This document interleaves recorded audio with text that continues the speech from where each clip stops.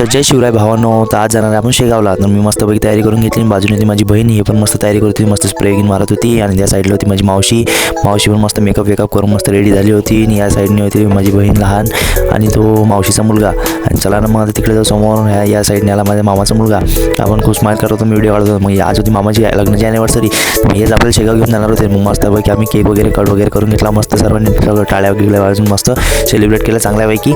आणि भावांनो cake cut केल्यानंतर मी केक खाणार नाही असं तर होऊन शकत. मस्तपैकी केक वगैरे खाऊन घेतला. आणि या साईडने माझे नाना बसले होते, काकाजी होते. आणि या साईडला पण माझे नाना, इकडे पप्पा बसले होते साईडला. सर्वांचा व्हिडिओ वगैरे घेतला. निघालो मग. ही आहे आमची गाडी आणि हे आहे आमचे ड्रायव्हर म्हणजे गाडीचे मालक. आणि हे निघालो मग गाडीत मस्तपैकी तयारी करून.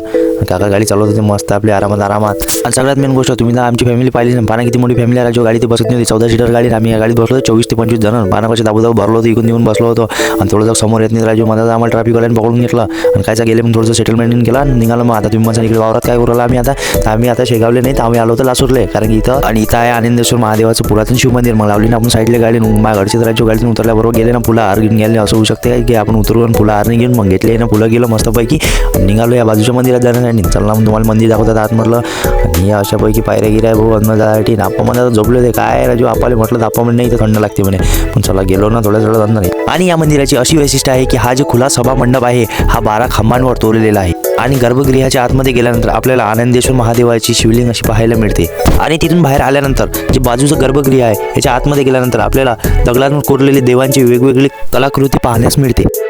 आणि मग सर्वात आधी मी पण गेलो, मस्तपैकी देवाची पूजा वगैरे केली, मस्तपैकी पाणी वगैरे चढवलं, देवाला फुलं वगैरे चढवलं आणि दर्शन वगैरे घेऊन मस्त आलो इकडे बाहेर.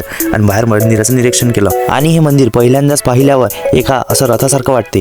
आणि या मंदिराचं बांधकाम काळ्या दगडापासून केलेलं आहे. मंदिराची रचना आणि उभारणी देवगिरीचा राजा श्री रामदेवराय यांचे प्रधान श्री हेमाद्री यांनी रचलेला आहे. आणि इथल्या भिंतीवर राधाकृष्णाची, हत्ती, घोडे आणि इतर देवांची प्रतिमा कोरलेली आहे. आणि मस्तपैकी चांगल्या पद्धतीने मंदिराचं निरीक्षण वगैरे केलं आणि इथून निघालो मी. आणि हा आहे आपला पार्ट 1 आणि पार्ट 2 पाहायला विसरू नका. धन्यवाद.